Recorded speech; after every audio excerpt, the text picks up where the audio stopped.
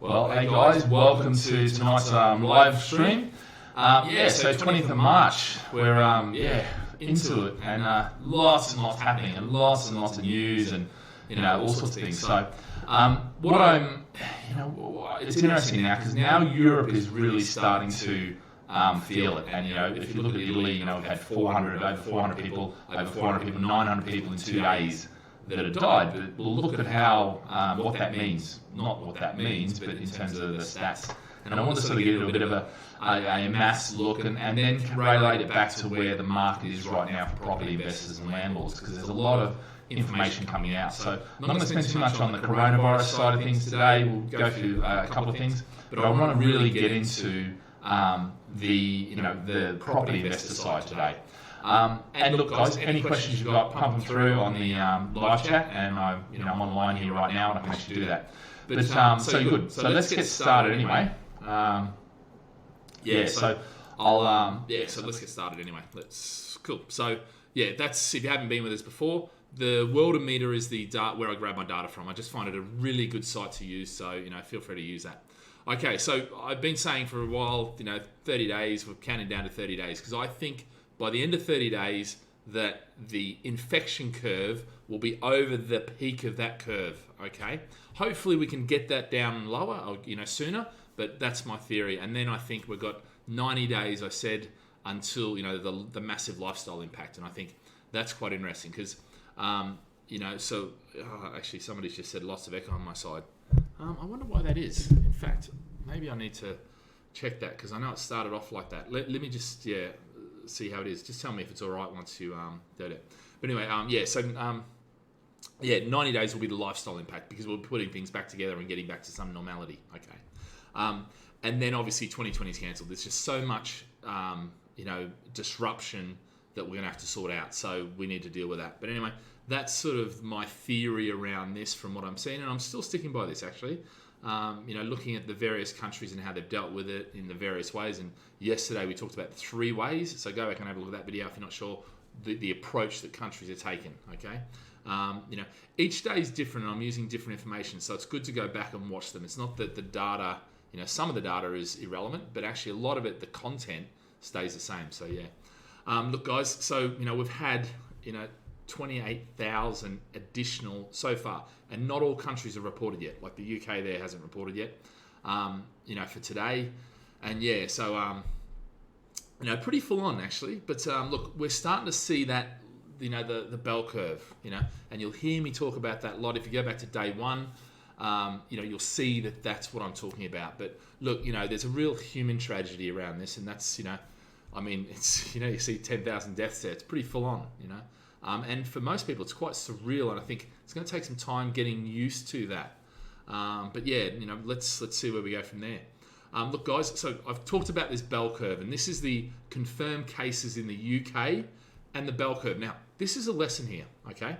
Because when you're out there and you're looking at various media outlets and you're looking at various things, what you're going to find is a lot of these media outlets are going to give you data. And that data, the amazing thing is they can they manipulate it to suit their story. So whilst that looks like, you can look at that and say, we're almost at the top, So we're almost at the top, that's great news. Actually, if we go back to that slide and I show you the next slide, this is basically the same, but all I've done, I've kept, now down here in the corner, the bottom left-hand corner, or it might be right-hand corner on your screen, all I've done is I've changed the bell curve scale, okay? So it's a question of scales. And a lot of times you're seeing stuff that doesn't have a scale on it. And the problem with not having a scale on it is that it can distort the truth. So be aware of that, okay? Be aware that it can make it look like you're almost at the top or at the bottom, depending on how they relate that. So I think that's really important, that if we're going out there and reading the news and all that sort of stuff, a lot of the integrity's gone from that sort of thing. So you've got to be really careful about that and what you're viewing. That's just one big lesson. But look, I'm a big believer in this bell curve, and I think it is the thing to look at.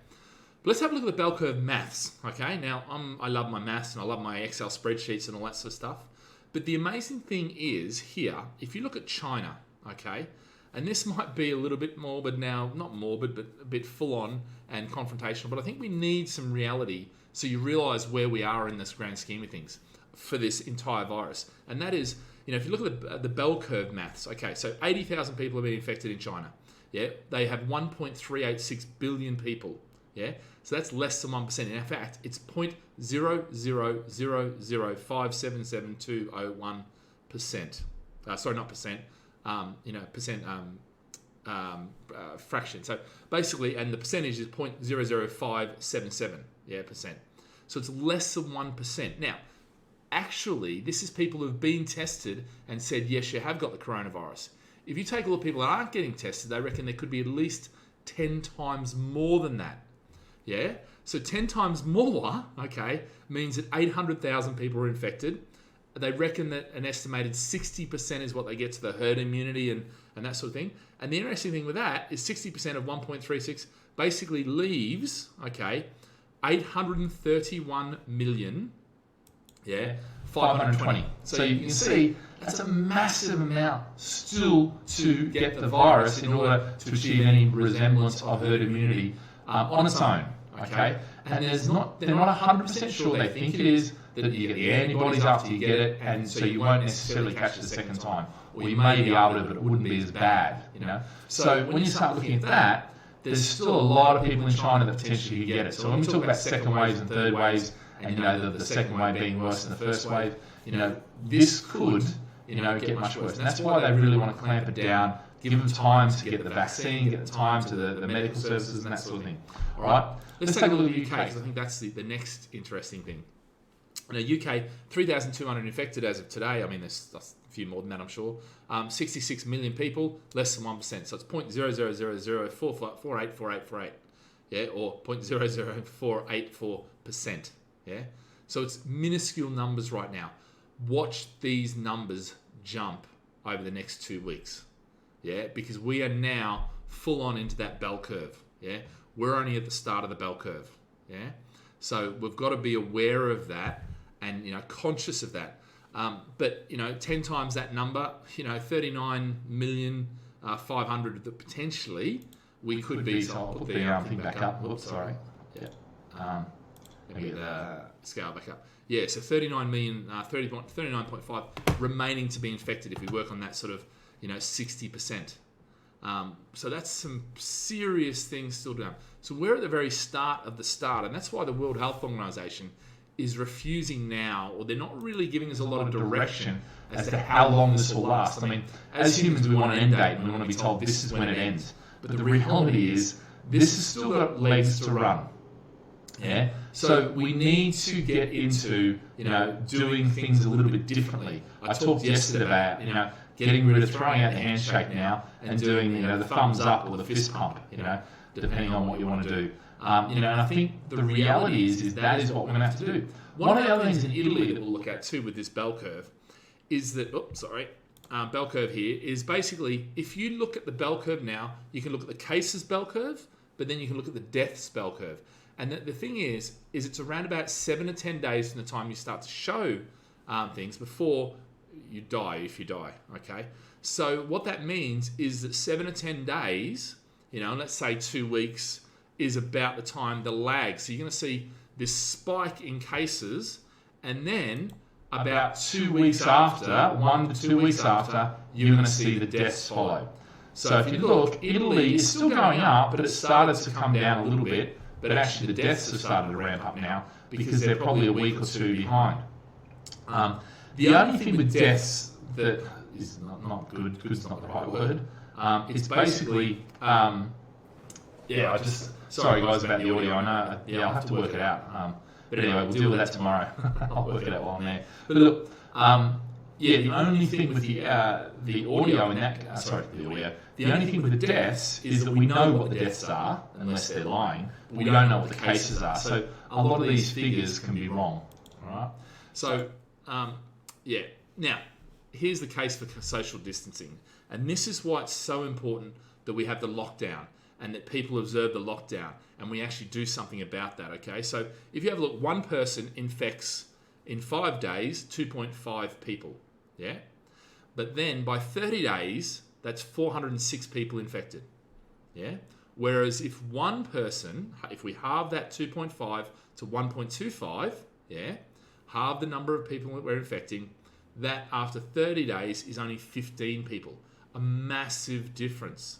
Yeah. And then if we take it even further and we halve it again to 0.625, then that goes from one person to 2.5 people. So that is the case for social distancing, and that's why we're being told that that is, what we want. All right. So that really, that's something to really be thinking about. Anyway, enough on that. Let's talk about property investors and how, where the market's at and what's happening out there. So look, sales are slowing, and when I mean slowing, they're either a dead stop. There's still interesting. There's still people talking about it, still people interested, still having conversations, but a lot of people aren't necessarily making decisions right now, which, fair enough. That's fine. Exchanges, we've actually put we can't enforce it with the developers necessarily, but we're trying to for most of the developers, and we'll get there. But basically, we're saying the next 2 weeks we're not going to do any exchanges. We're just going to hold off and see. The reality is most clients want that anyway, so we're moving towards that. So if you've got an exchange waiting, then we're going to work with the developer to just get that 2 weeks grace period. And you know what? At the end of that 2 weeks, it might end up being another 2 weeks, and it could, for whatever. Let's face it, if we push you into an exchange that you don't want to do, you're not going to do it. So, and same with the developer, they'll lose a sale. So that's pretty much happening there. Tonight, I'm looking forward to 5 o'clock tonight, Boris's, talk, because I think he'll be giving us some information about the, how they're going to help individuals. And I think we need this. Absolutely, we need it. Okay, look, bottom line is, one of the questions that keeps coming up is, how does a payment holiday work? Go to my YouTube channel, go to the website. We're just getting a sub-site up, which is gladfish.com/COVID-19. And basically, that will have these videos there, but they're on my YouTube channel now, about explaining the landlord payment holiday. There's also another one that explains the tenant payment holiday or rent holiday, which doesn't exist, okay? But obviously, lots of tenants are asking for it. But the reality is if it exists, it's not going to be a rent-free period, which is what a lot of tenants think it is right now. And, there's a lot of animosity aimed at landlords because we got a payment holiday, which, to be fair, we've only just been told about. If you are a landlord, just call them up. And basically, in fact, if you're one of our investors, you'll be getting a video from me a little bit later on explaining what to do. But basically, call them up and make sure you either record the conversation or send them an email after to confirm what they said. But get the 3-month payment holiday. You've got to say that your tenant has requested it. Don't say that you're in distress, because that won't help your cause. The tenant has requested it. If you need support from your agent, I'm sure they're happy to give you some support. But get that done. Make sure it's not going to affect your credit. It shouldn't affect your credit, because all they're going to do is going to take that interest and they're just going to add it to the loan. All right, which means you'll pay some interest on it. Okay, so I've got the live stream every day, which obviously you're on right now if you're watching it. Otherwise, it's on at 11 a.m. UK time every morning, every weekday, sorry. Look, there's loads of fear out there. My best advice is this: be a beacon of light and positivity. Everybody knows it's a shitty situation, so don't bloody, back it up and, find the positive. There is plenty of positive news stories. It's amazing the human side of this. And I think if you get into the human side, it keeps you from the PTSD or whatever later on.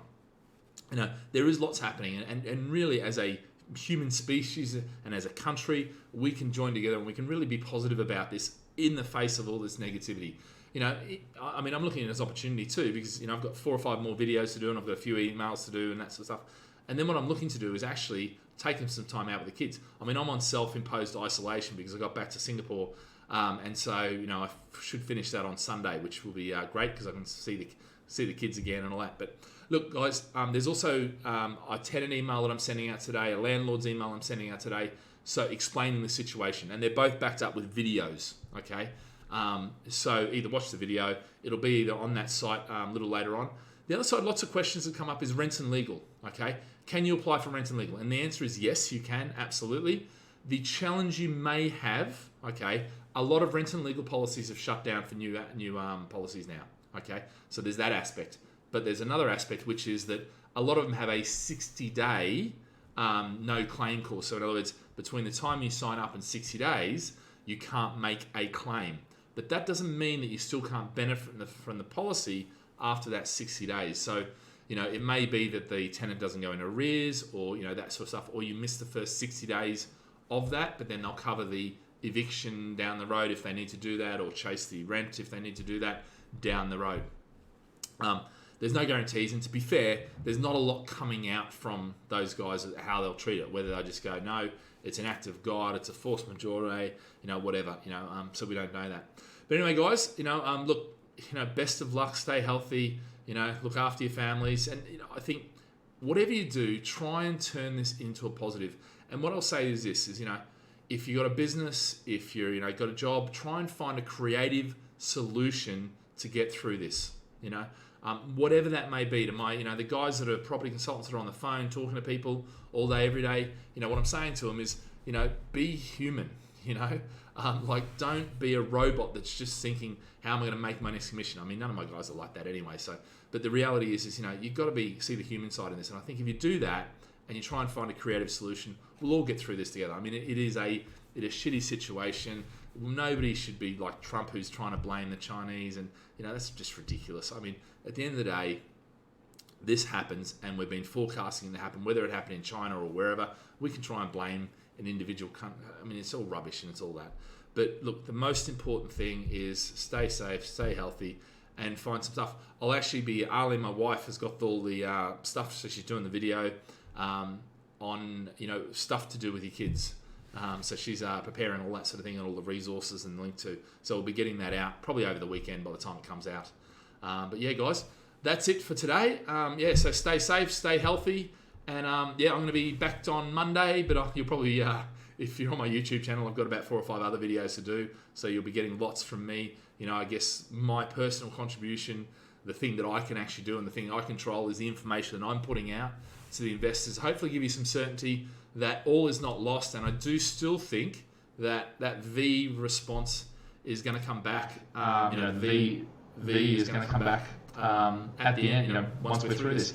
And hopefully, touch wood, the government now gives us a second part of this, which is about individuals. They've talked about businesses. There's not a lot of detail there. But hopefully they come through for us all and really show some serious leadership. It looks like and feels like they are, and I'm sure they've been running around like headless chooks trying to sort it out. But the reality is, if we can do this and come together and the government can do what it's supposed to do, I think we'll get through this. And potentially there'll be so much liquidity in the market that the market could bounce back pretty quickly. I don't think it's going to be a case of the old depression, many years ago. I don't see that happening. But look, guys, have a great weekend, and stay safe, stay healthy. All right, guys, see you later. Bye.